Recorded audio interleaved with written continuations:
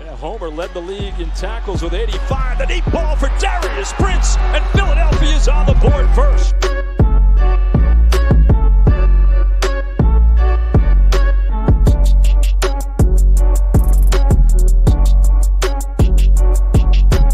On the draw, this is Bryson Allen. And Allen weaving his way all the way down to the 22. 10-yard line, 5. Mayfield, Dancy, all around. Throw it as far as he can throw it.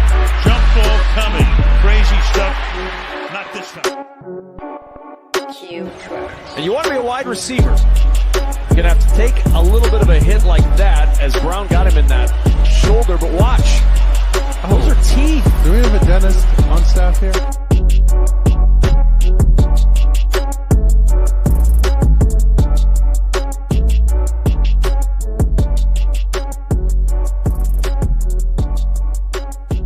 Joining us today is one of the longest tenured coaches in indoor football and a legend at that. He has spent time in the AFL, the AF2, the XFL, and now resides in the IFL with the Northern Arizona Wranglers, where he won his 6th championship in 2022.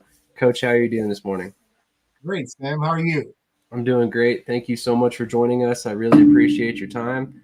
Super excited to have this conversation with you. Yeah, it's good to be here. Absolutely. So I'm going to go ahead and just jump right into it. I mean, obviously, you've had a very impressive career, but one thing that, to be completely honest, I didn't know ahead of time was the fact that you actually got your start working underneath your father way back in the day with the Chicago Bruisers. What was it like to kind of get your start underneath your father, who was honestly quite a bit of a legend himself at that point? Well, it was really a dream come true. You know, you grow up watching your dad do things that you think as a child are magical, coaching in the NFL and collegiately and those crowds and the success that he had and everything. So to be able to work alongside of him was absolutely a dream come true. Absolutely. I can only imagine. I mean, like I told you off camera, my father's a big reason why I'm involved with sports. So I can only imagine it's kind of, like you said, a dream come true. But, looking all the way back to those first couple of seasons you had under him with the Bruisers and then the Detroit Drive, what are some things that he taught you that you kind of pass on to players today?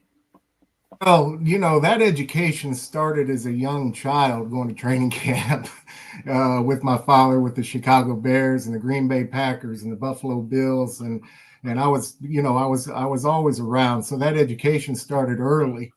But, really, with him, he was always a player's coach.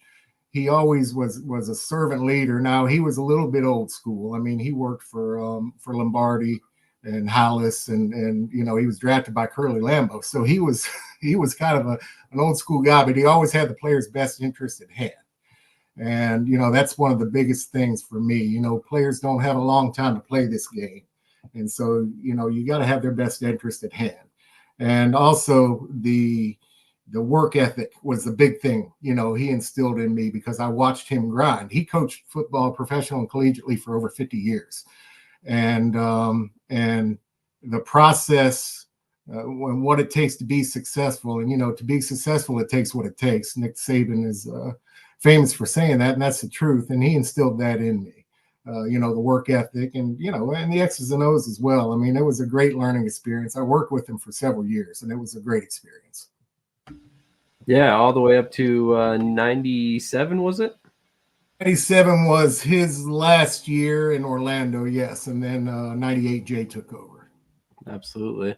So, not to fast forward too much here, but, you ended up with the Detroit Drive in 1990 where you ended up winning, was it your first Arena Bowl at that point?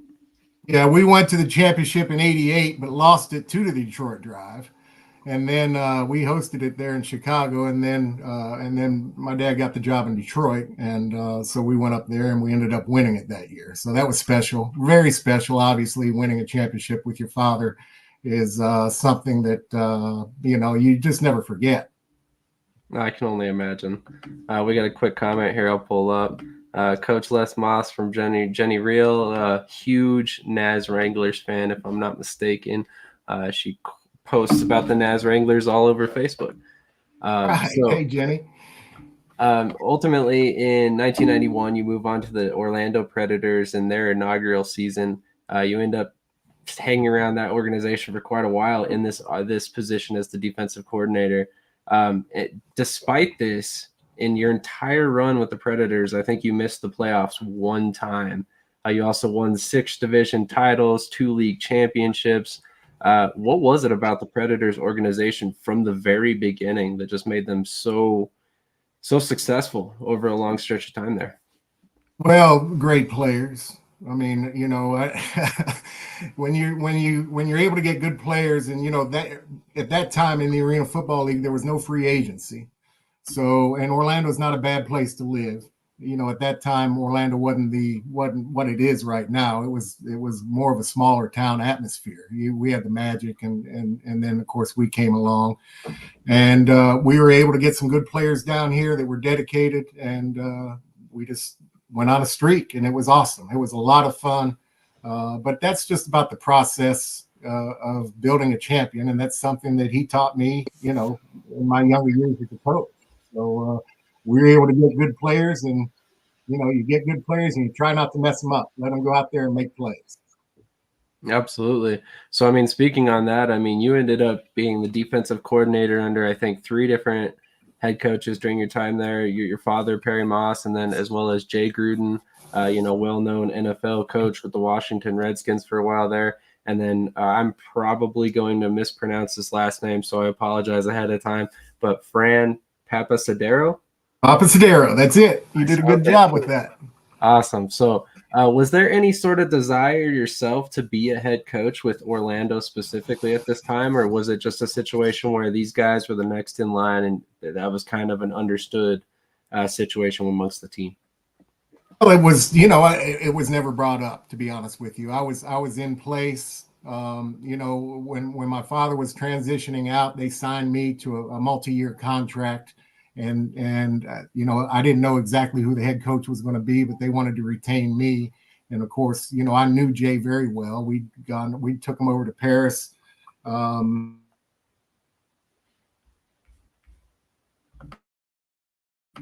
Oh, looks like we're having a brief moment of connection issues. I'm going to play a quick commercial and we'll get right back to it.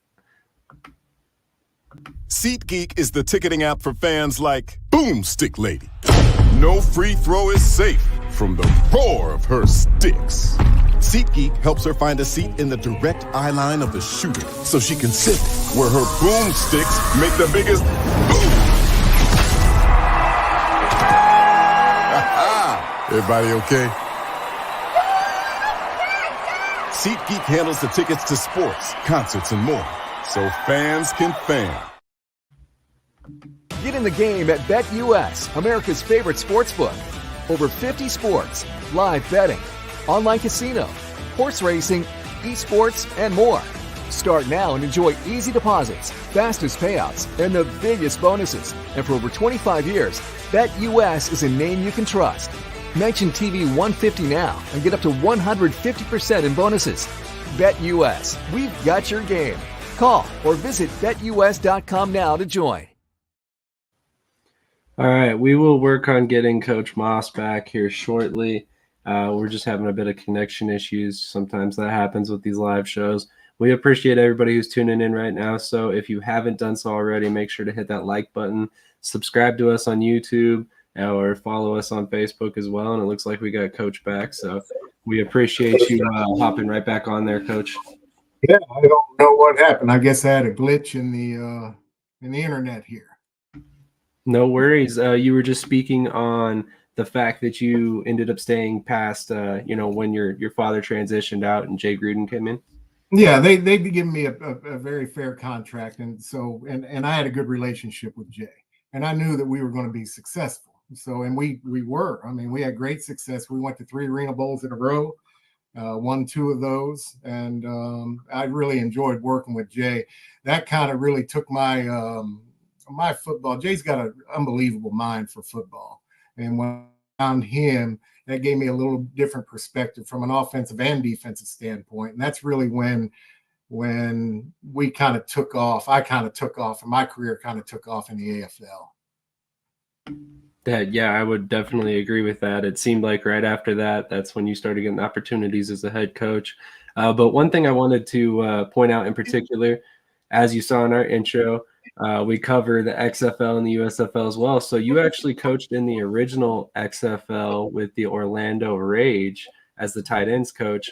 How did that work with your opportunity to coach with the Orlando Predators as well? Well, it's really kind of a funny story. We went to 3 Arena Bowls in a row and won 2 of them, and my contract was up. And there are budgets, and I learned a great lesson that year. I felt like I deserved a little more than maybe other people thought I deserved. They didn't want a disgruntled coach, which I wouldn't have been disgruntled. That's not in my nature. But the XFL came calling. Will McClay was the director of player personnel, and Galen Hall was the head coach. And I knew them both very well. Will and I had won a championship together up in Detroit in 1990. And Will was basically their assistant general manager, director of player personnel. And he talked to me right after that game and said, "Hey, Galen would like to talk to you." So I knew I had a little leverage there. But the Predators weren't going to let me play that leverage. So I ended up just joining Galen in the XFL. And we had that one year in 2021, and that was a lot of fun, a great experience. Learned a lot from Coach Hall and the rest of the coaching staff. And then, of course, the XFL folded after that one year. So that was that, and I came back to the AFL. Absolutely. So you end up back with the AFL, and I believe at this point that's when you ended up with the you returned back to the Orlando Predators. Sorry about that, skipping ahead. And then you ended up with the Pioneers at the Scranton and what was the other? Wilkes-Barre Scranton.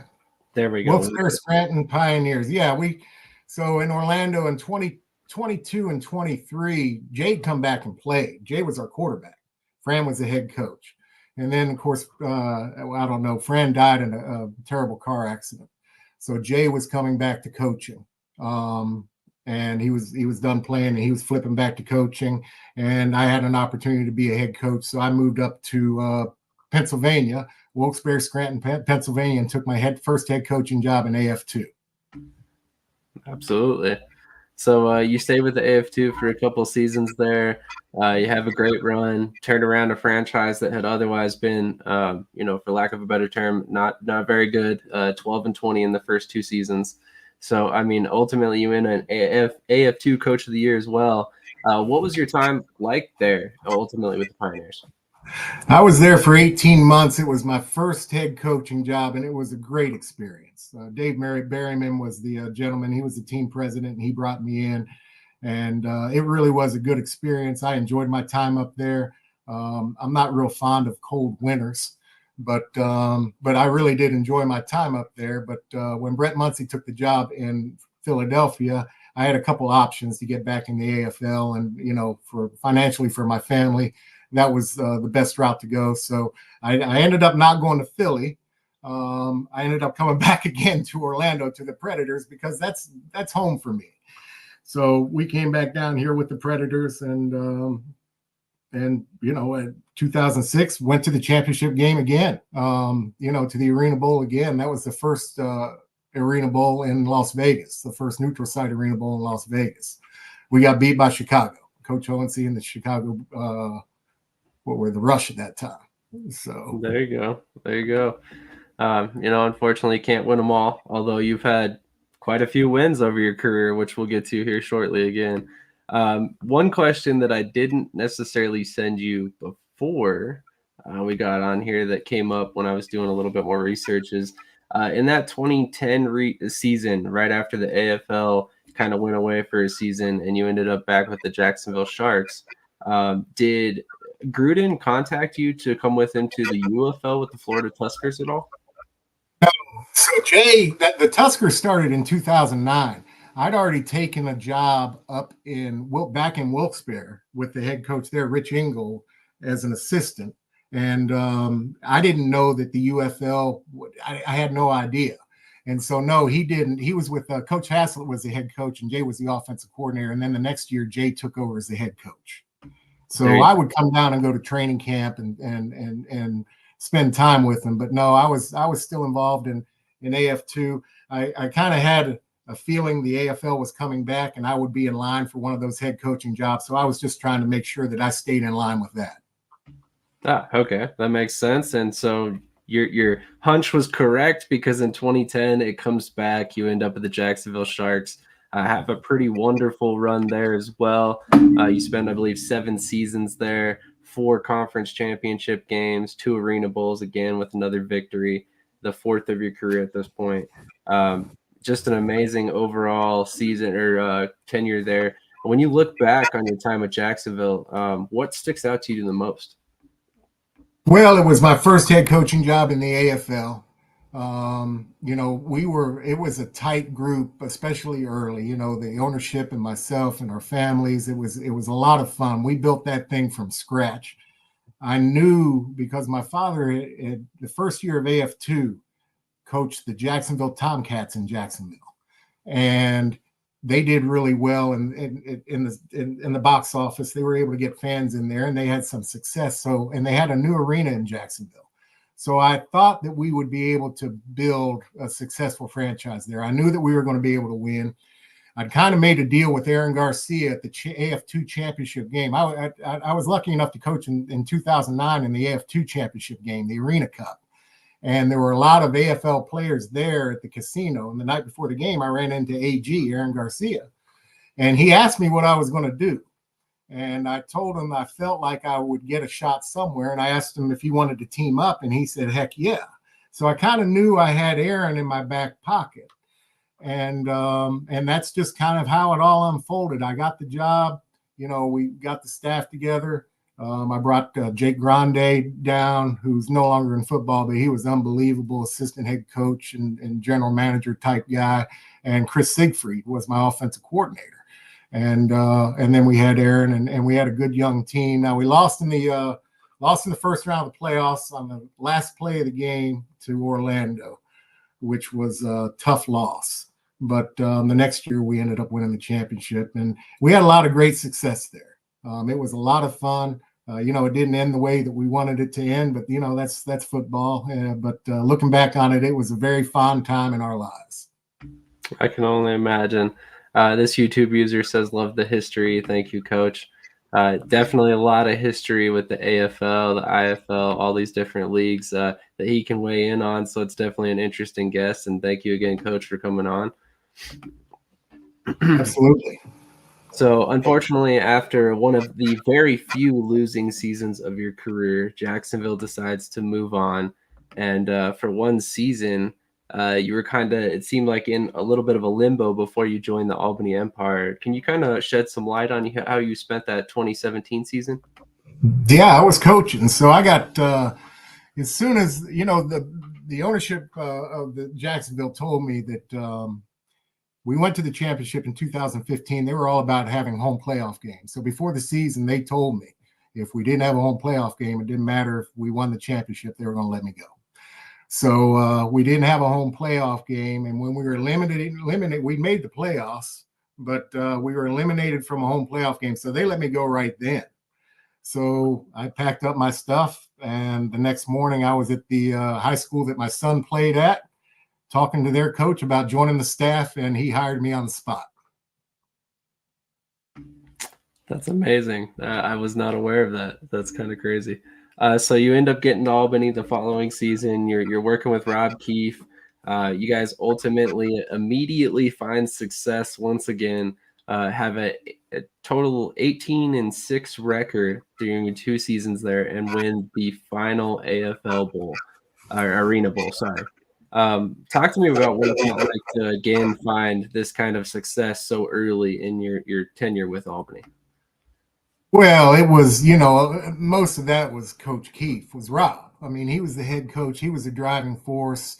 You know, I was just paddling the boat as hard as I could paddle for him. We had a great partnership. He let me handle the offense. He handled the defense. We both worked very hard on personnel. You know, the one thing I love about Coach Keefe is he likes to work like I like to work.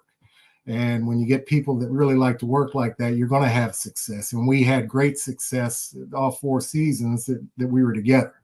So, he's a great coach and a very good friend, and somebody that's been, important in my career. So, he was the head coach there in Orlando when I was in Jacksonville, and we had a lot of great battles. And when I got fired from Jacksonville, he's the first person to call me. And he said, you know what, maybe we can get together here one day. And sure enough, 2 years later, we were together and we were winning championships together. So that was a great thing. I love that kind of side story about how that came about. So after the 2019 season, as we all know, the AFL unfortunately folded at the time, and 2020 kind of double whammied there and shut the world down, leaving AFL coaches and really any coach outside of the NFL kind of in a limbo at that moment. You ended up joining the IFL's Barnstormers in 2021. Was there any consideration for you to follow Albany to the NAL in 2021? Well, it's funny you asked that question. Not in 2021. Well, so in September of 2020, the Albany team hired Rob Keefe and Les Moss to coach the 2021 Albany Empire at that time. But it didn't work out. For whatever reason, it just they quit paying us. Whatever was going on, I don't know if they didn't think they were going to play, because that was still in the middle of the pandemic. Whatever. The contracts were severed in January, and then I got a call a few weeks later from the Iowa Barnstormers. Their coach had taken a college job, and they were trying to start back up coming out of the pandemic as well. Coach Kevin Guy had actually heard that their coach was leaving and recommended to the Barnstormers, brought my name up to the Barnstormers. And they gave me a call, and that was 3 weeks before training camp started. I'd really never coached in the IFL. I was hired by Kevin after the AFL folded, right before the pandemic. Coach Guy hired me with the Arizona Rattlers as an assistant. But then the pandemic hit, so I came home. But then so I was out there for about a month trying to learn the game of the IFL, because they're 2 completely different games.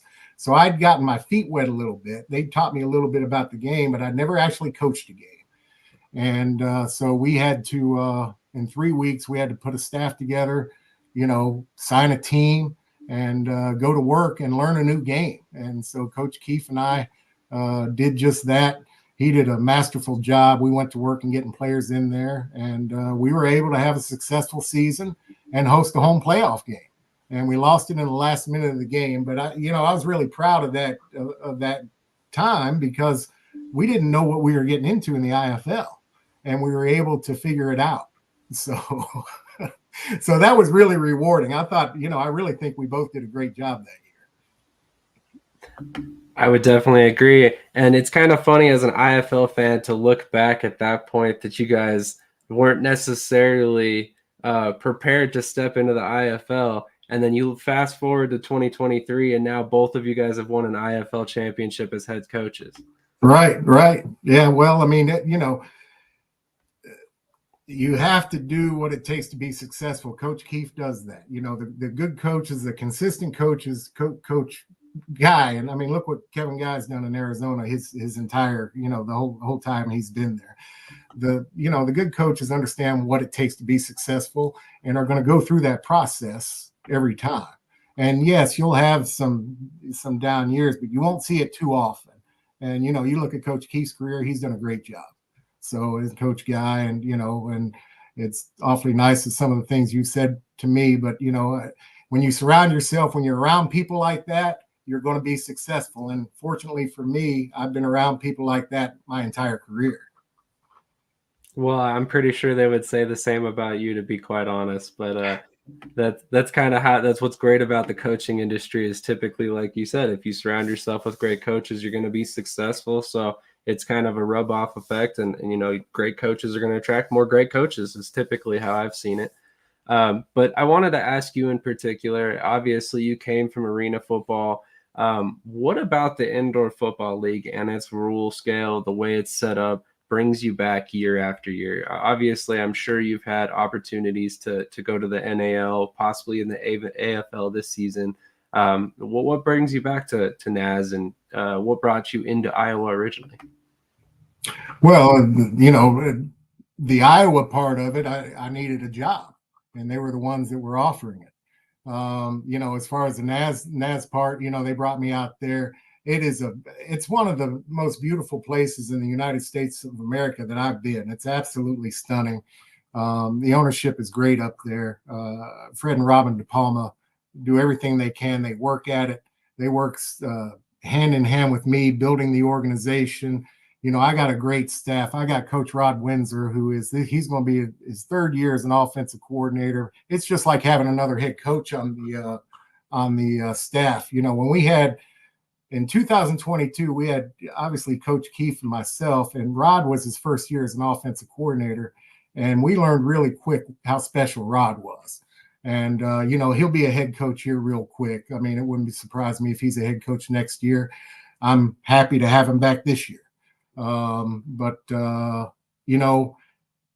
It's all about the process. It's all about the work that you do in the off season, finding the next good player, helping guys move along in the process, helping them get opportunities. And as long as you treat these players well, you're able to get good players in there, and they're able to come in and perform. And I've been fortunate. Again, I've been around a lot of great players and great coaches my entire career, and that's enabled me to have the success that I've had, along with very good owners. And, we have that up in Northern Arizona right now. I would definitely agree. It seems like they take great pride in their organization, and honestly, that always breeds success from the organizations that are always, built from the top down, as far as I'm concerned. But after your lone season in Iowa, you end up with Northern Arizona, another team that had kind of been struggling to find an identity to that point. They went 1-13 the first season. You come in, you immediately make them competitive and win your 6th championship in 2022. Again, what is it about your process, the way you find players? I mean, what is it that makes you so successful so fast in all these different organizations, despite the owner you're working for, the city it is? It just seems to not really change anything. Well, that just kind of goes back to the things that I've learned along the way throughout the teachings of my father, with Jay and the people that have influenced my life. I think that I've kind of had an eye for talent my entire life. A lot of people don't know this, but my father's brother, I'm named after him. His name's Les Moss. He was in the Major League Baseball for 50 years. So he played for 13 years as a Major League Baseball player. So I was around a lot of different professional athletes my entire life, and I got to see those guys, and I'm able to recognize the traits that it takes for good young players, to develop those guys. And again, I'm not afraid to coach young players. I have patience with them to give them time to develop. And as long as you let guys develop, we don't always start real strong, but if you notice, we usually finish pretty strong and make deep runs in the playoff. And it's never how you start, it's how you finish. It's just about the process. I would definitely agree with that. It's never how you start, it's how you finish. You see all this Eagles gear behind me. That's why I have absolutely no faith my team's going to win this weekend. So moving on with that, definitely you obviously found a tremendous amount of success with a rookie quarterback in 2022 with Caleb Barker there. Year 2 didn't necessarily go as well. Your team suffered some injuries, a lot of roster turnover. You wound up 7-8 on the season. But I'm curious, for a man like yourself, the few losing seasons you've had throughout your career, is there still room to learn something from a season like that rather than a season that goes amazingly and everything just runs really smoothly? Oh, I think anytime you have a little adversity, you learn a lot from it, and we did. We've identified the missteps that we had. We did have a lot of turnover in the roster, but that's no excuse. Now, we made it. We were what was it, 7-8? Is that what the record was? We were 7-8, but we made it to the Final Four. You know, we got in the playoffs. We won a playoff game on the road, and we made it to the Final Four and lost to the eventual champions. So, you know, again, it's not how you start, it's how you finish. And when you get in the playoffs, it's a new season. You never know. If you look at my career along the way, you know, in Orlando, when we won our championship in '98, we were the number 6 seed. You know, I think in '99, we were the 8th seed to get in, and we made it to the championship. And then in 2000, I think we were the number 2 seed. But, you know, if you get hot when you get in the playoffs, anything can happen. And nobody remembers your record if you win the championship. You're not wrong. You're not wrong. The Giants would attest to that the year they won the Super Bowl from the wild card spot. Chris has a question for you, Coach. What is the quarterback room looking like for this upcoming season? Is Nick Watson coming back? I saw you guys have Josh Taylor and Dylan Sterling Cole. It's going to be Josh and Dylan competing for the quarterback position. Nick will not be coming back. There you go. Great answer. So, Coach, obviously I wanted to get back to kind of looking at your career. You've had, again, like you've said, a tremendous amount of well-respected coaches around you that have kind of helped shape your career and vice versa. If you had to pick a couple of these guys that have kind of really shaped your philosophy and coaching style, which of these guys would you point to in particular? We've talked about them all. You know, my father first, you know, obviously, and then Jay, you know, obviously Coach Keefe and Coach Kevin Guy. Coach Kevin Guy's meant a lot to my career. He's helped me along the way. He was part of the Orlando Predators as a player when we went on in 1999 when we went to the championship, and our friendship remained this, you know, throughout that whole time. He's somebody that I can bounce ideas off of or go to. You know, he's an owner now. He's a team president. He's done a great job. And Rob and Jay and my dad, really. And then, you know, another person that's important that's doing a great job right now is Coach Windsor. And, you know, I talk every day with him for about an hour, and we bounce things off of each other. He's got a great mind for this game.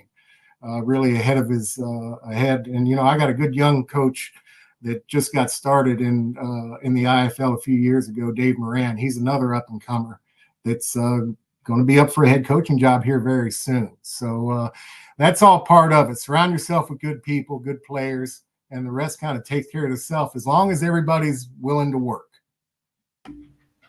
Absolutely. Jenny brings up another question. Is there a special little bit of rivalry between you and Arizona now that you guys both kind of play in the state of Arizona? You know, I mean, sure, it's a rivalry now because we've beaten them. You got to beat a team a couple of times before it's a rivalry. I don't know.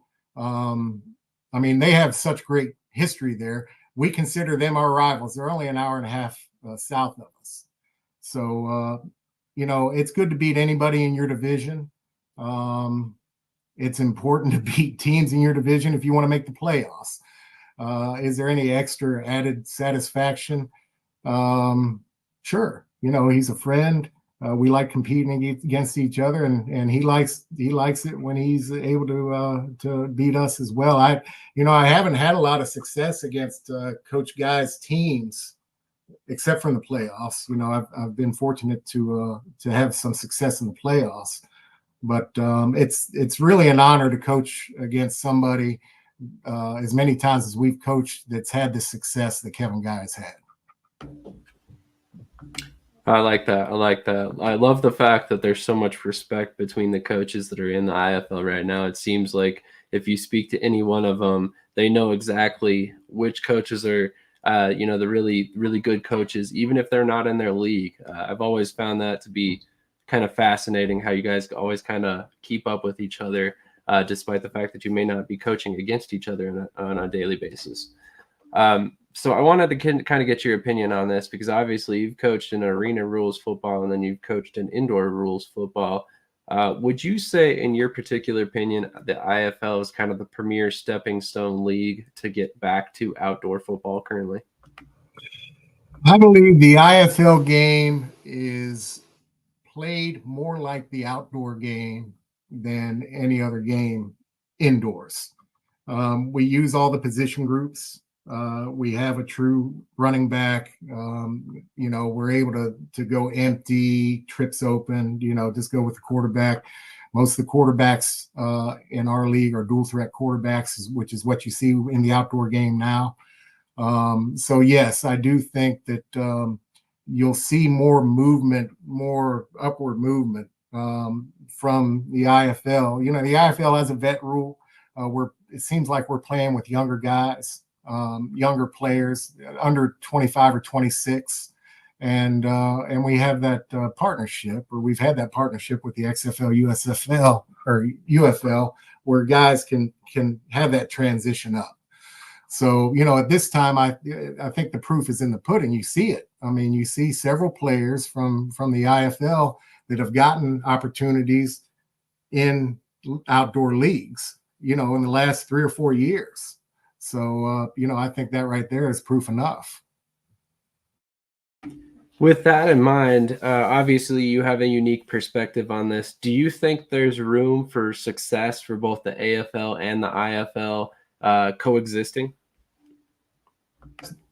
Absolutely. I mean, I wish them all the success in the world. It's just more jobs for players and coaches. It's more opportunities for players to demonstrate, to try to move up.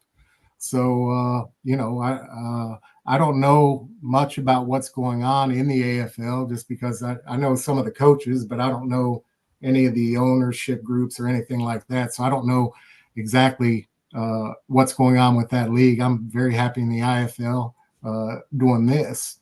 And really I don't pay a lot of attention to, I'm kind of worried about what we're doing with the Wranglers. So I don't pay a lot of attention to, that's where my focus is. And that's always where my focus is because that's my current job. And I enjoy it up there and I want to keep that job. So I'm going to keep my focus there. But sure, I think that there's room, no doubt about it. Absolutely. Another question from the viewers. Coach, does the IFL still maintain its partnership with the UFL to your knowledge? I don't, to my knowledge, I don't know. That has to be worked out. That's at a league level and that's above my pay grade.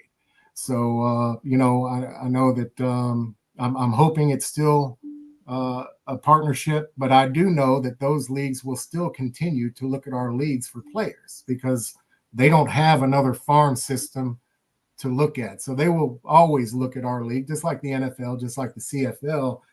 They're going to look at our league, just like they're going to look at these college all-star games. Anywhere there's players playing, they're going to try to find a diamond in the rough. It's an economics thing for them. These players from a salary cap standpoint are at the bottom of the ring for them, and they need players like that on their rosters. You're not wrong at all about that situation. I mean, obviously, that you can't just sign superstars at every position. That's why there's a salary cap in the first place. So, Coach, obviously, we recently saw the merger of the XFL and USFL, which has caused questions like if the IFL partnership is still in place. One of the other questions it's kind of produced is the fact that there's about to be 200 to 300 guys, depending on the numbers, that are going to be looking for new positions. I mean, are there any players that are either on your radar or who you've already signed yet that have kind of fallen victim to this merger?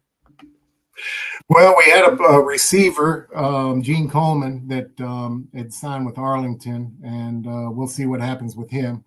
Armani Carey, who played with us last year, had gotten picked up by San Antonio, and we'll see what happens with him on the 15th. So, but yeah, we're always looking for free agents. I mean, we're always looking to upgrade our roster. This is professional football. The rosters are always fluid. It's those players are making $5,000 a game. So, are they going to come down and play for the money that the IFL plays to stay active? I hope so, and we'll take a shot at anybody. But we have restrictions in our league for salaries. We got a great business model here in the IFL, and it's been around for a long time. So any of those players that want to play in the IFL will have that opportunity. and we would welcome them because they're all good players. I would agree. IFL is a great opportunity to showcase your abilities and then get yourself back outdoors. Again, like you said, we saw it the last two seasons, really, with the 2022 draft with the USFL, 2023 draft with the XFL. We saw countless IFL players selected in both leagues. Hopefully, we also see that grow with the NAL and then the AIF round and the AFL as well. All these leagues are great opportunities. Okay, Coach, one of my final questions for you today is what keeps you coaching after almost 40 years and countless championship trips? What else am I going to do? I mean, I'm only 56 years old. My father coached for 50 years. I still feel very young. I'm in pretty good shape. I don't have any health problems. I mean, I'm going to coach as long as I can coach. This is not, it's not a job for me. Obviously I need to make money. You need money to survive, but I've also coached youth. I've coached Pop Warner. This is a glorious addiction, and I love it. And I can't see myself doing anything else other than being involved in football. So, but don't write me off yet, Sam. I mean, I'm only 56. I got a long way to go. Oh, I didn't mean it like that by any stretch. I just mean you've had a very long and decorated career. I mean, I always kind of just wonder, like you always hear about coaches, well, I want to win a ring. Well, you've got 6 of them. So, I mean, I just, I always wonder what keeps guys in it. But I mean, it seems like to you, part of it is just developing players. Yeah, I really enjoy that aspect of it.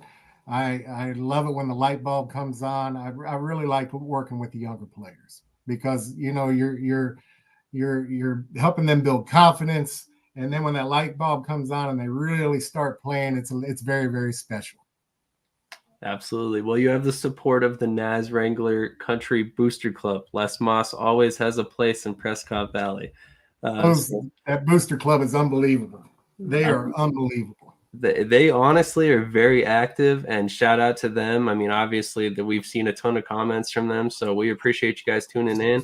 But you guys do a great job supporting the Naz Wranglers, and I wish every team had a booster club that was as honestly as active and as well run as you guys are. So Chris asks, do you foresee a coaching career for Caleb Barker, and do you still speak to him? I haven't. It hasn't been that long since I talked to Caleb. I don't know. Caleb's got 2 young children now. Coaching and with 2 young children, he could do it. He could definitely do it if he wanted to. He's got a good mind for football, but I know he's been working with his father's business, and he's got 2 beautiful kids, and he's got a beautiful family. So I don't know if he wants to go that route and not spend too much time with the family, because if you get into coaching, if you want to make any money, you're going to be away from your family a lot. And I don't know if that's, when he came out there to play, he didn't want to leave his family, so he brought them out with him. And that was a pretty big expense for him, but he didn't want to be away from his family. So that'd be a great question for Caleb.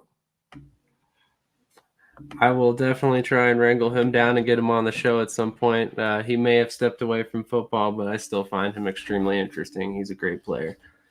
So my final question of the day for you, Coach, is a fairly simple one, and I'm not writing off your career. You have plenty left to go as far as a coach goes, but after it's time to finally kind of transition away from coaching, I mean, do you see yourself eventually stepping into like a general manager, team president role, or are you going to just end up kind of walking away into the sunset away from football in general?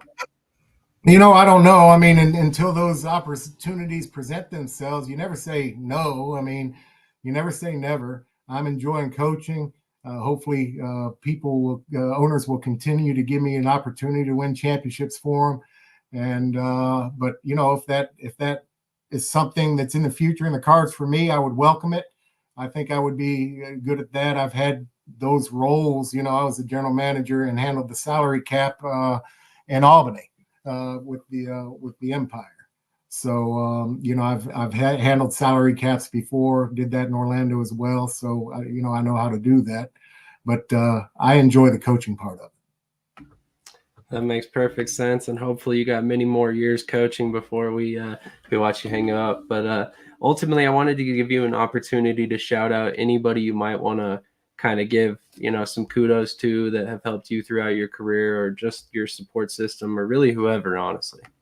Well, just it's my family. It's my wife Cindy, my son Jake, and all the fans and the coaches and the people that have helped mold my career. Just thank you very much. There's too many people for me to single anybody out. But I really appreciate you having me on today. Absolutely, and I would love to have you back as much as you would love to come on. I mean, honestly, your career is beyond interesting. Honestly, you go back and truly, I don't think I've seen many other coaches with as successful as a run, no matter where you've been, throughout anybody's career, and that's any level, NFL coach, college coach, indoor football, anything like that. It's quite amazing to see. So I really appreciate you taking the time out to speak with us today. Again, lots of fun learning more about your career, and I really appreciate the time. Absolutely, Sam. Thanks for having me. Absolutely. On that note, I will catch everybody in the next episode. Hope you guys enjoyed yourself. Make sure to hit that like button, comment, subscribe, and make sure to follow the Naz Wranglers on all social media apps. Also, catch their games on YouTube this season. I can only imagine there's going to be a lot of fun games to watch. I'm a game changer.